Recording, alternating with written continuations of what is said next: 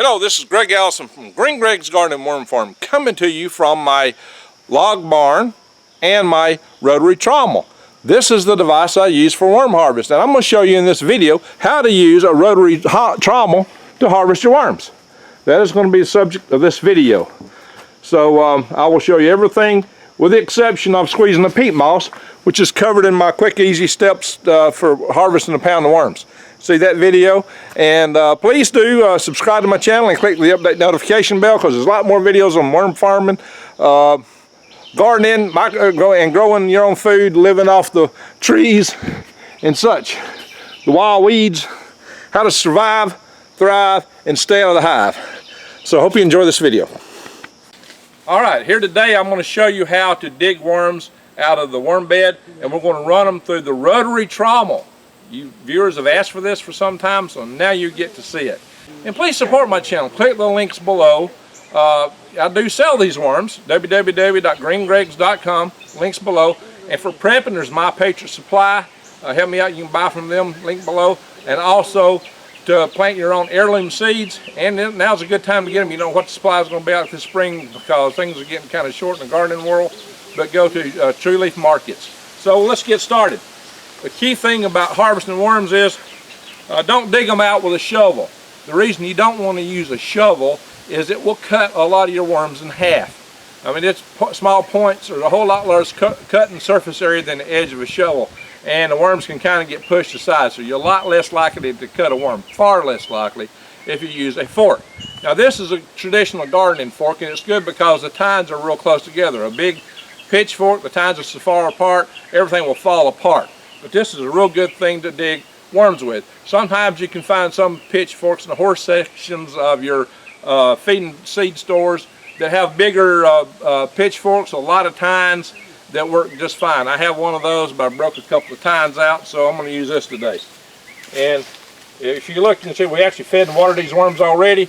Probably the smarter thing would have been to fed and water them later, because this moist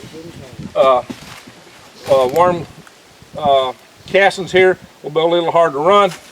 And probably should put this a little closer. You can see I got a lot of worms in here. I don't want to drop my worms.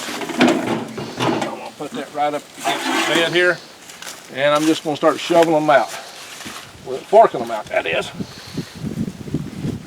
And you can see the stuff will stick together when the tines are kind of close together. And I guess I'm tossing some worms to the ground, so they'll be free range worms now, living on their own. And I'm going to do a video soon, maybe it's already up, on free range people. You might want to see that. So there's really no rocket science to this. I'm just digging in here. Look at this watermelon and all the worms right there. If you want to get a lot of worms fast, go under something like that. And it makes them easier to run when you get stuff that's got a lot of worms in it. Now I really like typically to start at the end of one bed if I'm going to dig out most of a bed. But there's about 4 wheelbarrow loads worth of stuff in the cubic yard. Actually a little bit more than that. 4 barrels worth.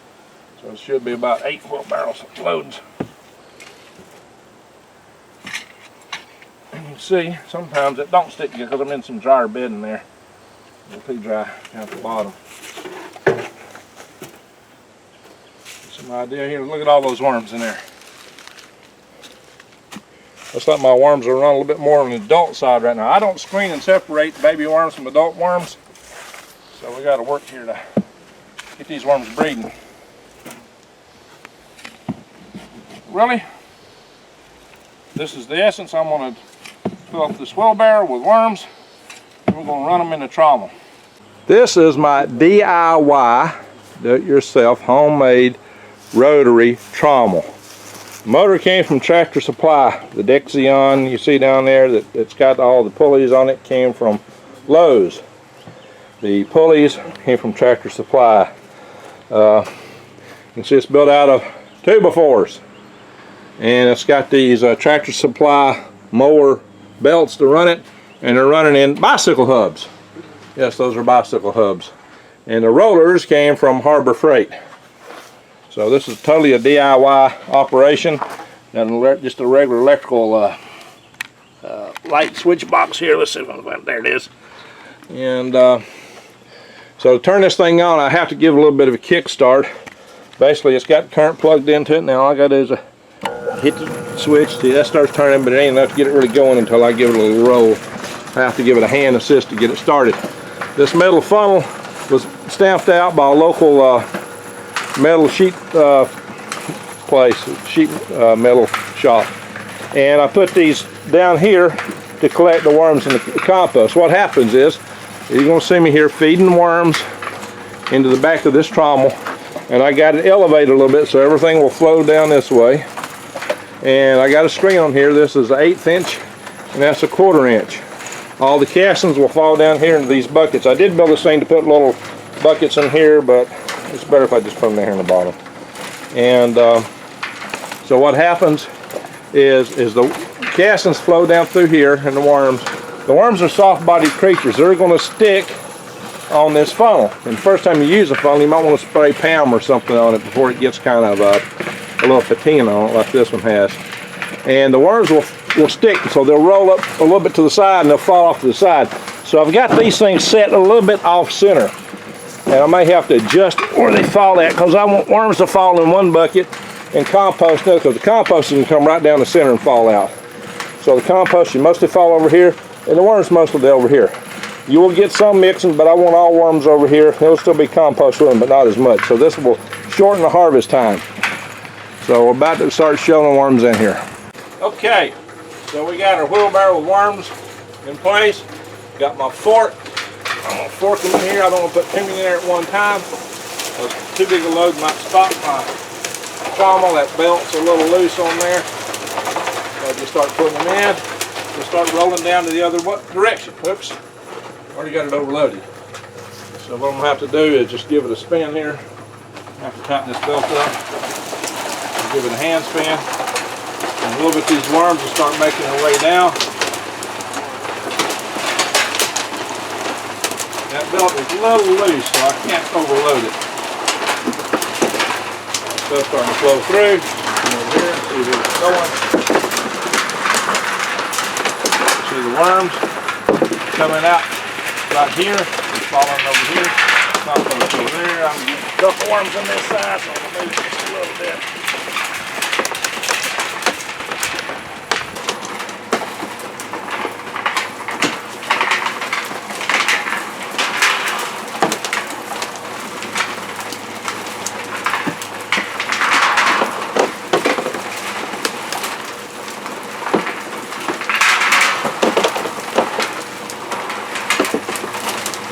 Still some compost will fall down where the worms are falling.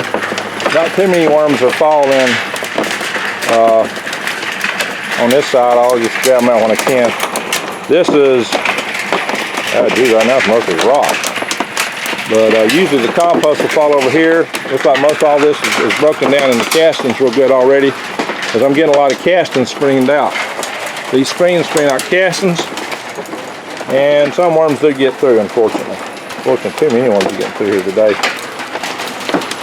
But you can see I'm getting worms over here without too much trash in them right now, but as I go, there'll be a lot more accumulated. I'll show you in a little bit. I'm going to go ahead and fork this stuff till we get a lot more of these in here, get the wheelbarrow emptied, and I'll show you what that looks like.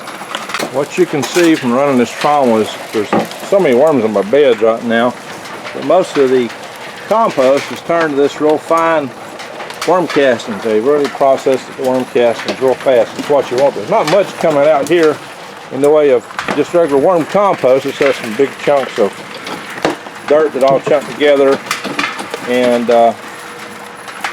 that's about some occasional rock. This stuff from my horse. All this has got horse manure mixed in with it. And what you'll see, this is pretty much what you get from a barrel load of worms. So that's pretty much the barrel load of worms right there. There's a few more in there. Anyway, that's this is how it works right there. Davin on the other side there, shoveling in, forking in the worms. Okay, here are the worms from that barrel. What we've done is we've taken them and put them in kitty litter boxes. And we put them on the sun side, not the shadow side, because the worms are going to dive down to get away from the sun.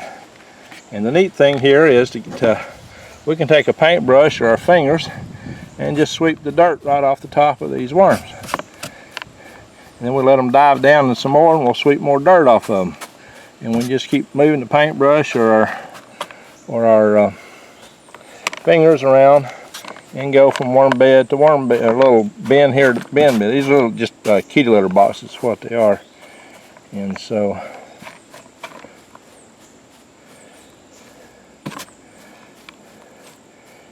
sweep this stuff off. If we keep it up, we'll have all the, get the worm back here. Keep the worm, he's jumping. We don't want any of this dirt. We want to get rid of all this dirt. This way we get the weigh out pure worms.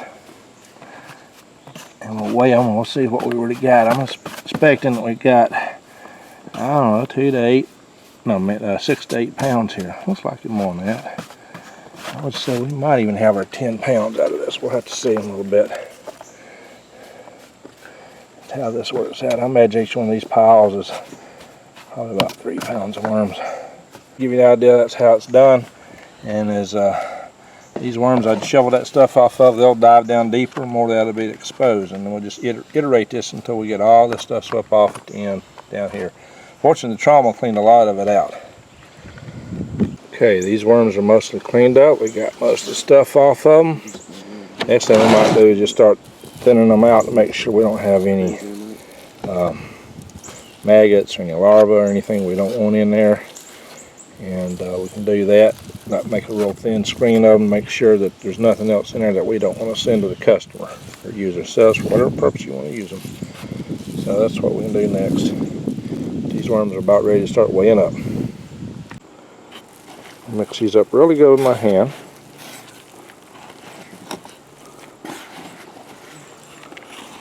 Because I want to mix the worm with the peat moss and the worms up so the worms can breathe well. If they're too bunched up, they may not breathe too well. I don't want them to choke and die on each other.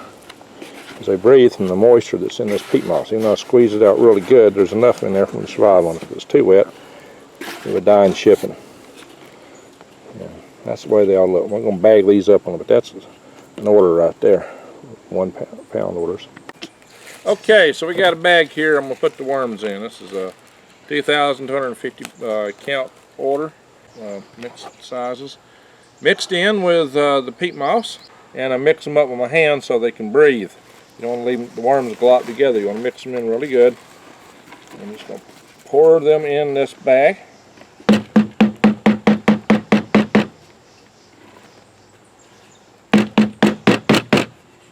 Get them all out. Sometimes you have to rake worms out. I don't see any in there this time. Then I'm going to take the bag. You don't need a whole sandbag for small orders. In fact, even the larger orders I only use half sandbags because they can breathe better the way I ship them. Some people put all the worms in one bag for the big orders. I'm going to take it and twist it up. And sometimes I cut off some of these loose strings with scissors. Basically, twist. Make sure you get all the corners. You don't want to leave a corner hanging down. You want to get all the corners, all the edges wrapped up into this, because otherwise the worms might escape. Twist it really good. Twist that stuff up too. Take you a piece of tape. I just tear off pieces and hang them on the side of the table. And I can just come around here and wrap this tape around.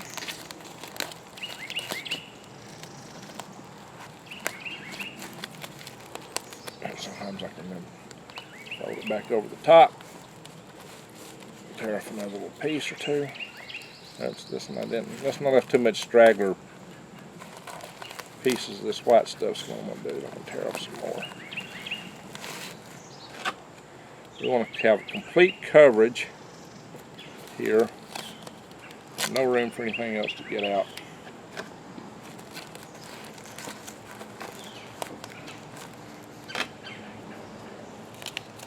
Neat thing about this, in the end, this makes a nice little carrying handle for your worms.